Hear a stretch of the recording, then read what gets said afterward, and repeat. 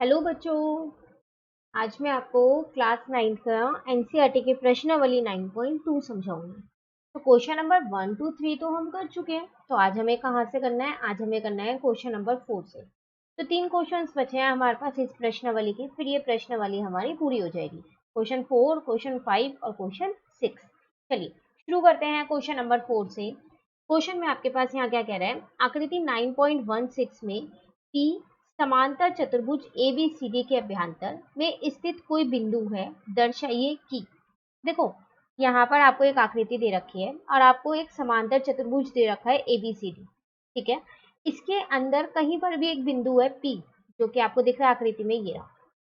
अब आपको यहाँ पर दो चीजें सिद्ध करनी है कि जो त्रिभुज APB ये वाला, इसका क्षेत्रफल और PCD इसका क्षेत्रफल, अगर आप इनका योग करो तो वो किसके बराबर होगा? इस समांतर चतुर्भुज का जो भी क्षेत्रफल है ना, उसका आधा होगा। मतलब इन दोनों त्रिभुजों का योग समांतर चतुर्भुज के उसके क्षेत्रफल के जो है उसका आधा होगा। ठीक है, अब दूसरे में भी आपको क्या करना है? इन दोनों त्रिभुजों के क्षेत्रफल का योग किसके बराबर होगा? इन दोनों त्रिभुजों के क्षेत्रफल के योग के बराबर होगा, ये सिद्ध करना है। ठीक है, चलिए करेंगे कैसे? देखो सबसे पहले तो हम क्या करते हैं, यहाँ पर हमारे को क्या दिया हुआ है वो लिख लेते हैं। तो हमको दिया था कि ABCD एक समांतर चतुर्भुज है, तो वही चीज मैं यहाँ लिख देती हूँ। ABCD एक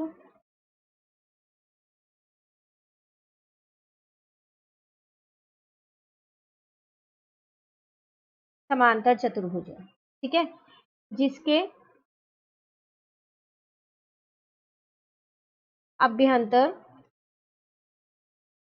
P कोई बिंदु है।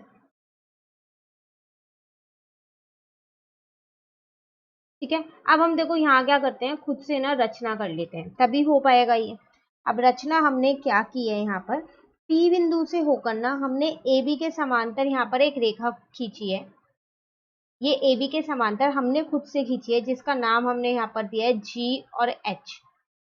ठीक है, उसी तरीके से P बिंदु से होकर AD के समांतर हमने एक रेखा खींची है, जिसको हम नाम दे देंगे, यहाँ पर ये मैंने रेखा खींची है, इसको हम नाम दे देंगे E और F। ये रचना हमने खुद से की है, मतलब कि हमने P बिंदु से दो रेखाएं खींची है, एक रेखा AB के समांतर खींची और एक रेखा AD के समांतर खींची। ठीक है, तो पहले हम यहाँ रचना में लिख लेते हैं।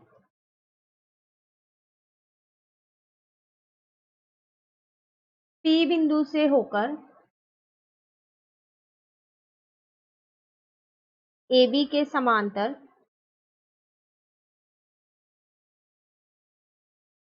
GH खींचा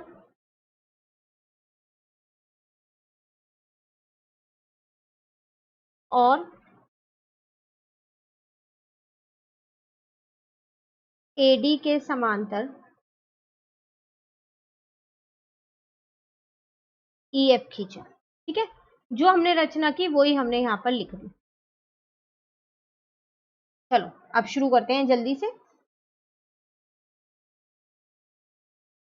देखो सबसे पहली बात तो आप यहाँ पर एक चीज देखो कि आपको पता है कि जो AB है वो GF के समांतर है, GH के, क्योंकि हमने GH उसके ही समांतर एक रेखा खींची थी। जब ये दोनों समांतर है तो मैं ये कह सकती हूँ कि ये दोनों बराबर होंगे। इसका मतलब जो ऊपर वाला चतुर्भुज है ABGH, तो ये मेरा एक समांतर चतुर्भुज बन जाएगा ना, क्योंकि समांतर चतुर्भुज की जो सम्मुख भुजाएं होती हैं वो समांतर भी होती हैं और बराबर भी होती है।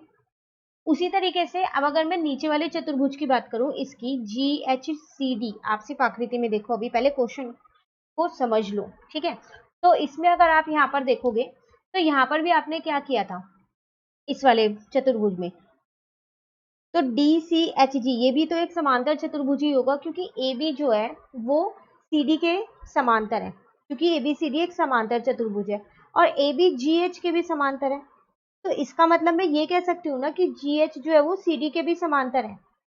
जब AB इसके समांतर है और AB इसके भी समांतर है, GH के भी, तो इसका मतलब GH CD के भी समांतर और बराबर होगा। तो इसका मतलब जो नीचे वाला चतुर्भुज है ये भी आपके पास क्या है? एक समांतर चतुर्भुज है। ठीक है यहाँ तक। अब अगर आप यहाँ पर ध्यान से देखो तो इस वाले ऊपर वाले चतुर्भुज में देखो ABGH में, तो इसमें दो आकृतियां बन रही है, एक पूरा चतुर्भुज बन रहा है और एक त्रिभुज बन रहा है। तो अगर आपको याद हो, हमने 9.1 जब प्रश्नावली वो वाली की थी, तो उसमें हमने देखा था कि अगर दो आकृतियां एक ही आधार पे बनती है, ठीक है, और एक ही समांतर रेखा के बीच में बनती है, तो क्या था हमारे पास जो त्रिभुज का क्षेत्रफल होता है वो क्या होता है, वो आधा होता है किसके, चतुर्भुज के क्षेत्रफल के, है ना। तो अगर मैं यहाँ पर देखूं तो जो मेरा त्रिभुज है APB, ये भी कौन से आधार पे बनना है, AB पे, ठीक है। और अगर मैं अपना चतुर्भुज देखूं ABGH, तो इसका आधार भी AB है, तो इनके आधार जो है दोनों के वो उभयनिष्ठ है ना।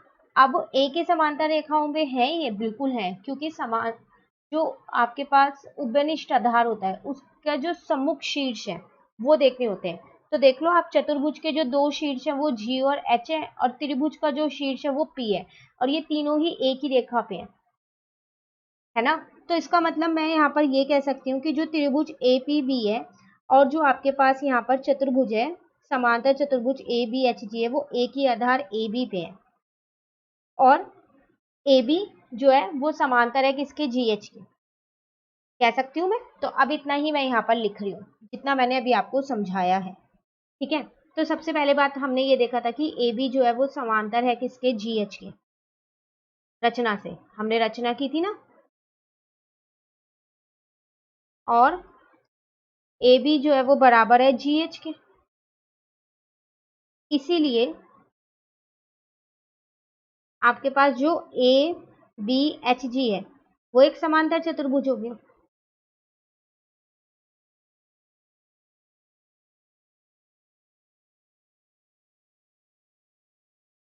इसी प्रकार जो नीचे चतुर्भुज बनना था फिर वो भी समांतर होगा, है ना। तो इसी प्रकार DCHG जिसका नाम था वो भी एक क्या हो जाएगा आपके पास, समांतर चतुर्भुज। कहीं पर भी डाउट हो आपको तो आप मुझसे कमेंट करके पूछ लेना, ऐसे तो बहुत ही आसान क्वेश्चन है ये। अब अगर हम देखें तो जो हमारा त्रिभुज APB था तथा जो समांतर चतुर्भुज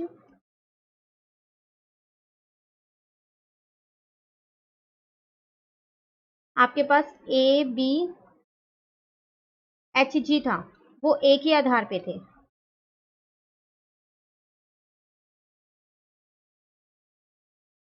AB पे, है ना। और साथ साथ AB जो है वो समांतर भी थी GH के।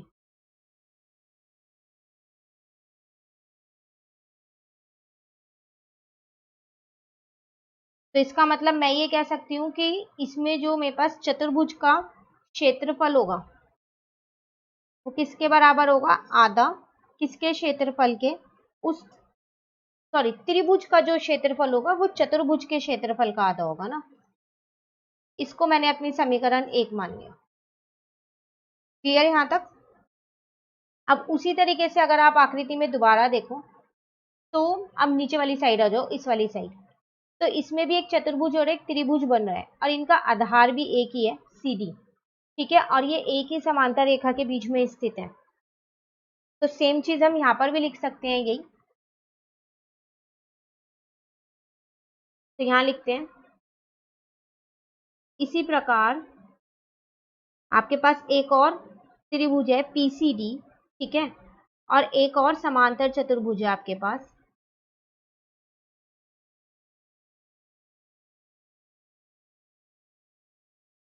जिसका नाम आपके पास था DCHG, ये एक ही आधार पे है,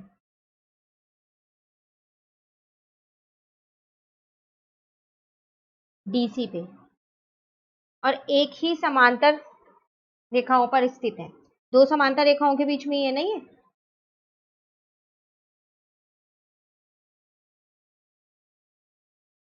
सेम वही लिखा है जो मैंने ऊपर लिखा था, कुछ भी चेंज नहीं किया, ठीक है। इससे फिर यहाँ पर क्या निकल के आएगा कि जो आपके पास किसका क्षेत्रफल है, त्रिभुज का जो क्षेत्रफल है, त्रिभुज था यहाँ पर PCD, वो किसके बराबर होगा, अगर आप चतुर्भुज के क्षेत्रफल को आधा कर दें उसके, इसको समीकरण 2 मान लो, तो दो समीकरण निकल गई हैं। और अगर आप दोनों समीकरण से देखो यहाँ पर तो कुछ निकल रहा है, दोनों समीकरण को जोड़ दो तो समीकरण 1 और 2 को जोड़ने पर, तो दोनों त्रिभुज का क्षेत्रफल का योग यहाँ पर आ जाएगा। एक था आपके पास APB, ठीक है, और चतुर्भुज का यहाँ आ जाएगा।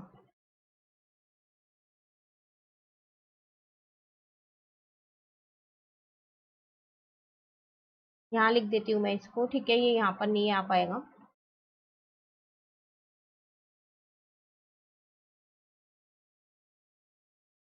ठीक है, अब आप देखो ध्यान से, तो अगर आप इन आकृति में देखो, दोनों चतुर्भुजों को जोड़ दोगे तो एक बड़े वाला चतुर्भुज बन जाएगा ना। तो चलो वही लिख देते हैं यहाँ, इसको ऐसे ही रहने देते हैं, इसको नहीं चेंज करते।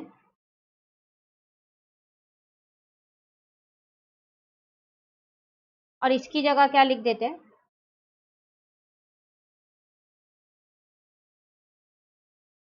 और आपको पहले पार्ट में तो शायद यही सिद्ध करना था। देखो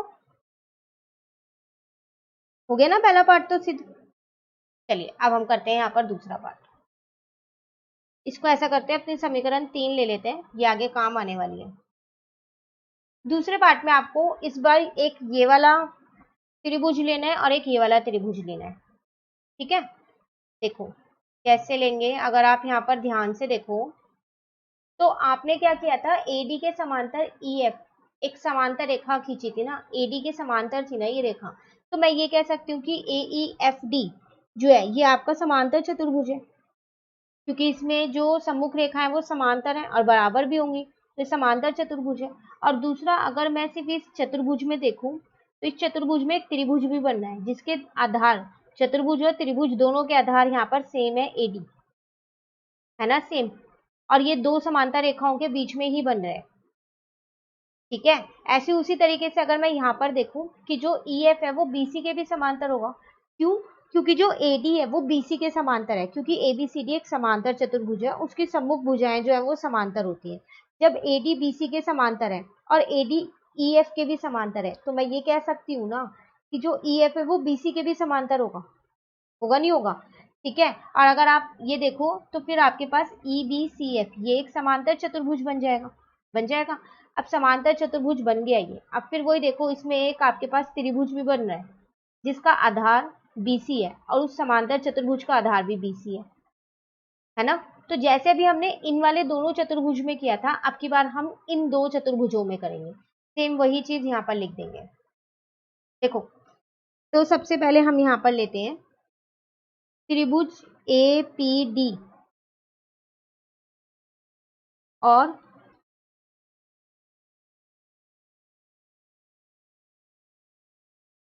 समांतर चतुर्भुज ADEF एक ही आधार पे है।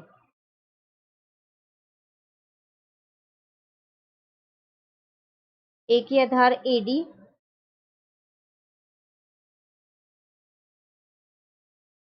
तथा AD जो है वो समांतर है EF के मध्य स्थित है।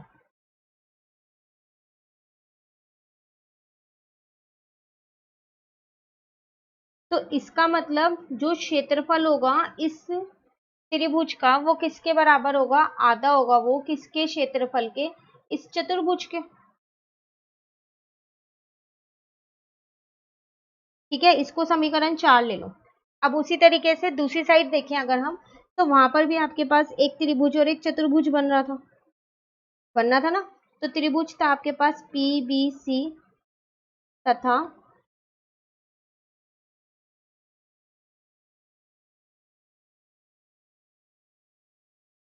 समांतर चतुर्भुज BCFE एक ही आधार BC तथा BC जो है वो समांतर था आपके पास EF के मध्य स्थित है। तो मैं ये कह सकती हूँ यहाँ पर भी कि जो त्रिभुज है ये PBC, इसका जो क्षेत्रफल है ये किसके बराबर है, इस चतुर्भुज के क्षेत्रफल का आधा है। इसको समीकरण 5 ले लेते हैं। ठीक है, वही सेम चीज करते हैं, समीकरण 4 और 5 को जोड़ देते हैं।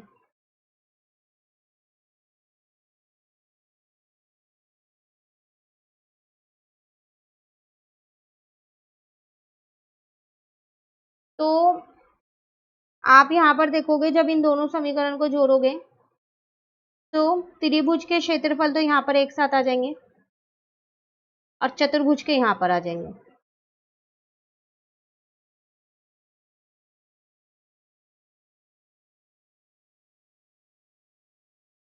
अब अगर आप देखो अपनी आकृति में तो ये वाला चतुर्भुज और ये वाला चतुर्भुज, जब दोनों चतुर्भुजों को आप जोड़ दोगे तो बड़े वाला चतुर्भुज ही तो बन जाएगा ABCD, है ना। तो इसकी जगह पर फिर मैं यही तो लिख सकती हूँ यहाँ पर, ये ऐसे ही रहने देते हैं।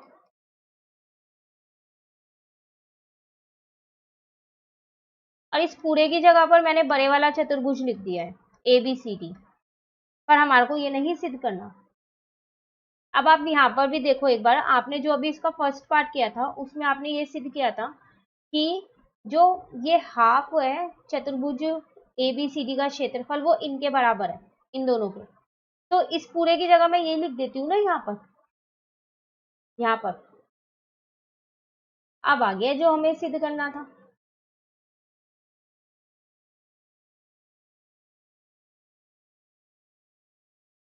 कहाँ से लिया ये मैंने लिया समीकरण 3 से, तो यहाँ लिख देते हैं समीकरण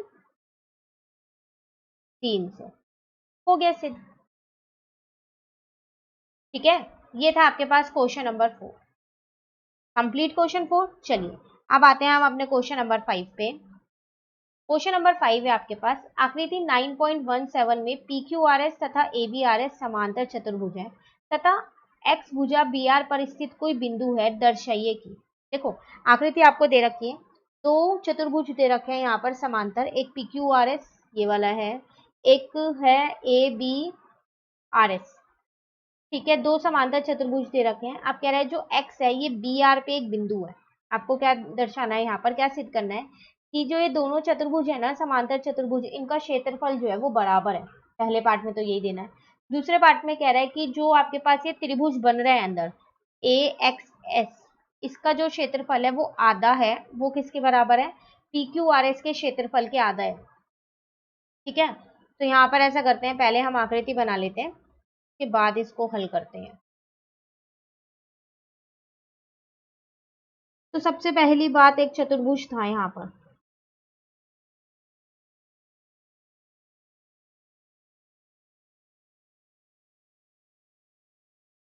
ठीक है, PBRS।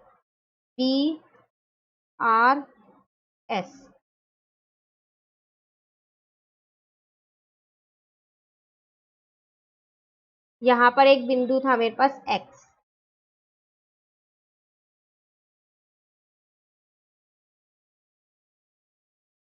ये अंदर एक त्रिभुज बन रहा था मेरे पास। ठीक है, चलो आकृति तो बन गई है, अब हल करते हैं इसे। सबसे पहले लिख लेते हैं, हमारे को दिया था कि दो चतुर्भुज हैं और दोनों ही समांतर हैं।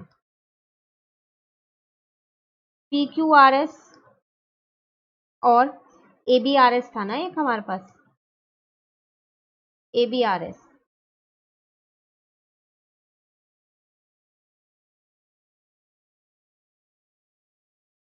समांतर चतुर्भुज है, ठीक है, तथा एक्स भुजा BR पर स्थित कोई बिंदु है।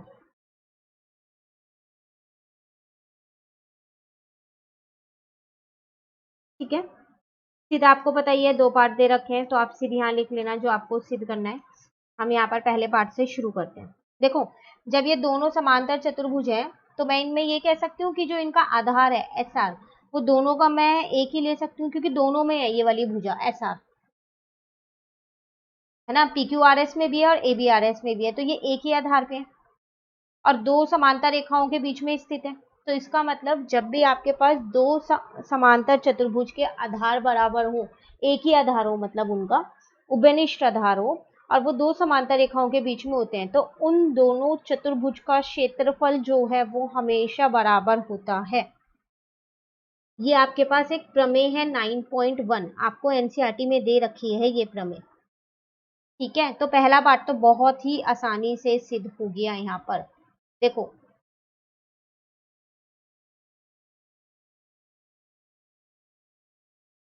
समांतर चतुर्भुज PQRS तथा ABRS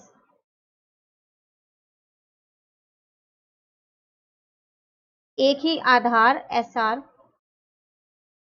तथा SR जो है वो समांतर है PB के मध्य स्थित है।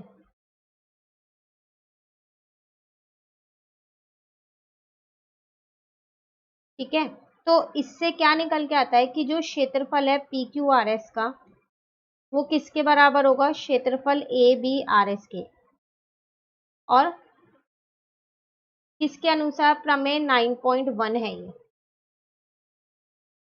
तो पहला पार्ट तो बहुत आसानी से सिद्ध हो गया। अब अगर हम दूसरा पार्ट देखें तो इसमें आपको कह रहा था कि एक त्रिभुज आपको ले रखा था यहाँ पर AXS वाला। तो अगर आप देखो कि ये वाला त्रिभुज और ABRS जो चतुर्भुज था, इनका भी आधार एक ही है AS, मैं एक ही आधार ले सकती हूँ इनका, और ये दो समांतर रेखाओं के बीच में बन रही है आकृति, त्रिभुज जो है बन रही है ना, क्योंकि देखो ये जो AS आपके पास उभयनिष्ठ आधार है, इसके सम्मुख शीर्ष जो है, अगर आप चतुर्भुज के देखो तो वो B और R है, और अगर आप त्रिभुज का देखो तो वो X है, और ये तीनों एक ही रेखा पे स्थित है। तो मैं ये कह सकती हूँ कि ये क्या कहते हैं, AS और BR के समांतर के मध्य में स्थित है। तो चलो वो यहाँ लिख देते हैं, त्रिभुज AXS तथा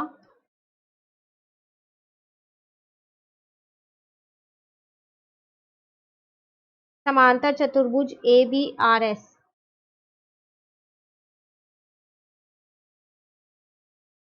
एक ही आधार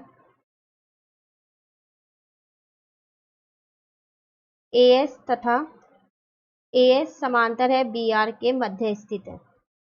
तो इसका मतलब जो मेरे पास त्रिभुज है उसका जो क्षेत्रफल है वो किसके बराबर होगा, चतुर्भुज के क्षेत्रफल का आधा होगा ना वो।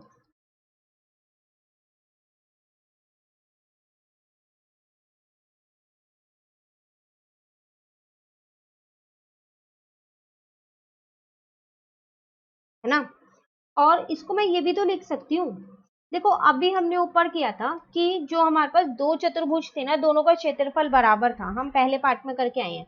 तो इस वाले चतुर्भुज की जगह मैं दूसरा चतुर्भुज भी तो लिख सकती हूँ, PQRS भी तो लिख सकती हूँ। तो यही मुझे यहाँ पर क्वेश्चन में देखो सिद्ध करना था, जो कि यहाँ पर सिद्ध हो गया।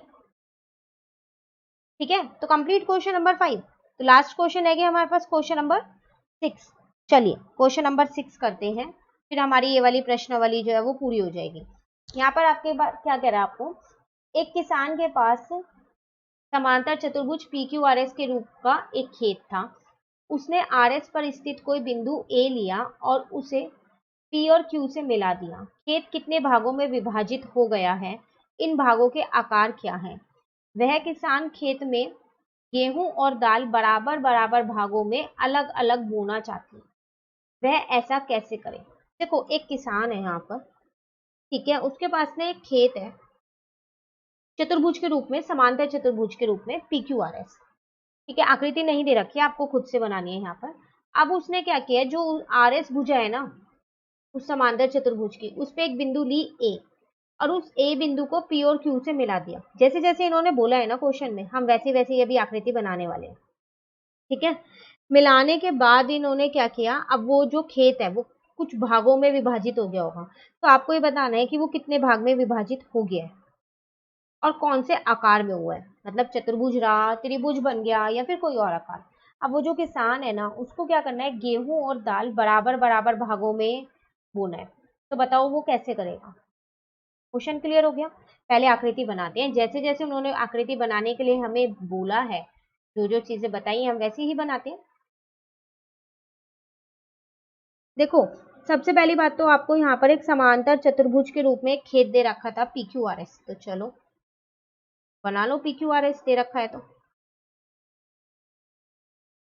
ठीक है, P QRS।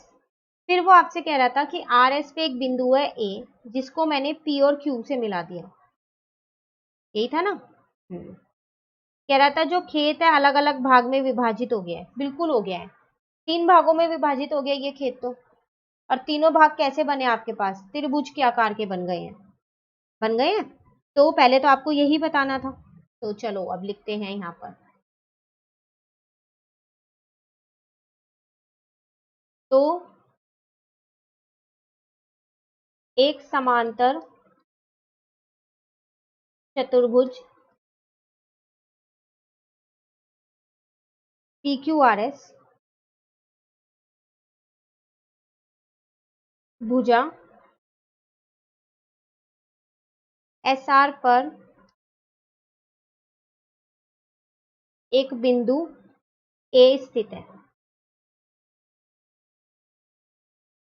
ठीक है। अब A से आपने क्या किया, A को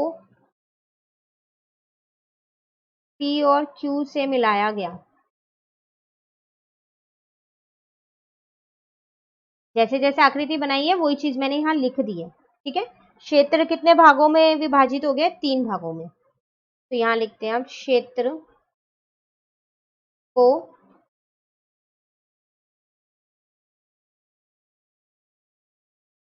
तीन भाग, कौन कौन से, पहला भाग है एक, दूसरा भाग है त्रिभुज APQ, और तीसरा भाग है यहाँ पर त्रिभुज AQR में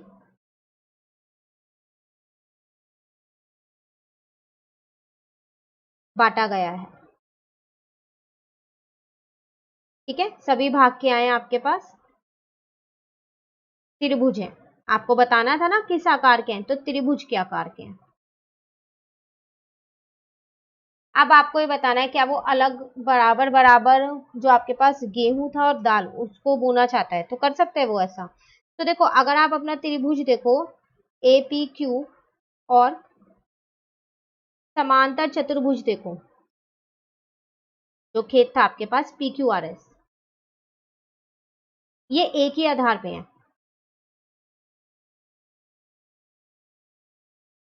और कौन से आधार पे है, PQ पे,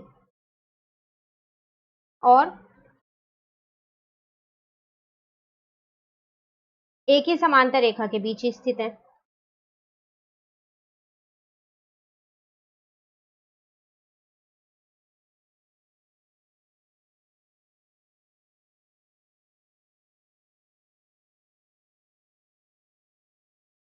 तो मैं ये कह सकती हूँ कि जो त्रिभुज का क्षेत्रफल होगा वो किसके बराबर होगा, आधा होगा वो किसके, क्षेत्रफल के, चतुर्भुज के। तो समीकरण 1 मान लो, ठीक है। अब आप देखो आपके पास जो ये खेत है ये 3 भागों में विभाजित हुआ है, तो इसका मतलब मैं इसको ये लिख सकती हूँ कि जो तीनों का क्षेत्रफल होगा, जो तीनों त्रिभुजों का क्षेत्रफल होगा, कौन कौन से त्रिभुज, एक ये वाला त्रिभुज ले लिया, एक दूसरा त्रिभुज लिया, जो मैंने अभी ऊपर तीनों त्रिभुज लिए हैं ना वही वाले तीनों त्रिभुज मैंने यहाँ लिख दिए, इन तीनों का क्षेत्रफल जो है वो किसके बराबर होगा, पूरा जो खेत है उसके क्षेत्रफल के बराबर होगा, होगा नहीं होगा। अब मैंने इसको तो ऐसे ही रहने दिया और इस वाले क्षेत्रफल की जगह ये लिख दिया, लिख सकती हूँ क्योंकि ये बराबर था समीकरण 1 से,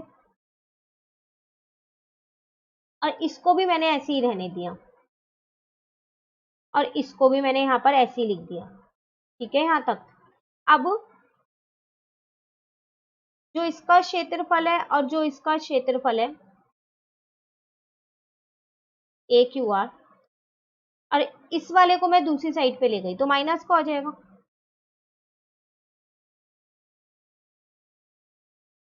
ठीक है यहाँ तक। तो अब अगर आप देखो इन दोनों त्रिभुज के क्षेत्रफल का योग जो है वो किसके बराबर आ गया है, यहाँ पर समांतर चतुर्भुज जो था ना उसके क्षेत्रफल का आधा है, ठीक है। इसको आप समीकरण 2 मान लो, समीकरण 1 ये रही, समीकरण 2 ये रही। समीकरण 1 और 2 से एक चीज निकल के आ रही है, वो क्या,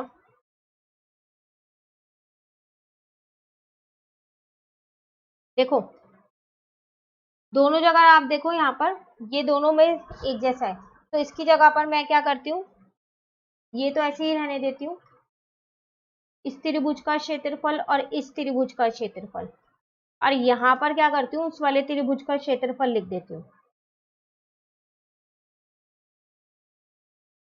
ठीक है, तो अब इसका मतलब किसान क्या कर सकता है, या तो वो APQ में गेहूं और बाकी के दोनों में क्या करे, दाल बोले, या फिर क्या कर सकता है, वो दूसरा तरीका भी कर सकता है कि एक में APQ में दाल बोले, बोना चाहता है तो बो सकता है, और इन दोनों में क्या कर सकता है, वो गेहूं बो सकता है। ठीक है, तो बस लिख देते हैं हम यहाँ पर, खत्म।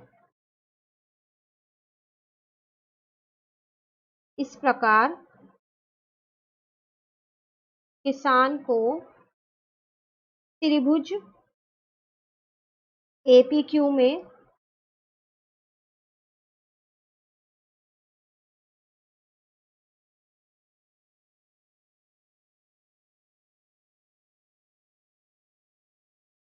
गेहूं और अन्य दो त्रिभुजों में दालें, या फिर या दाल त्रिभुज APQ में और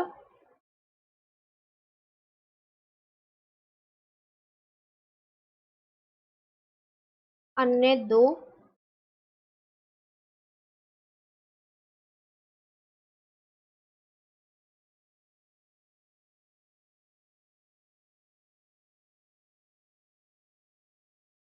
त्रिभुजों में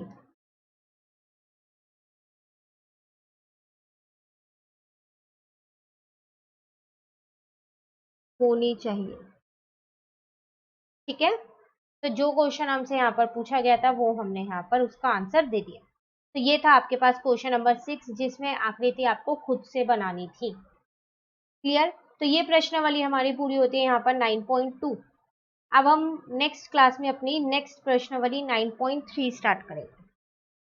तो अगर आपको ये वीडियो अच्छी लगी तो आप इसे लाइक जरूर कीजिएगा और मेरे चैनल को सब्सक्राइब कीजिए। Thank you.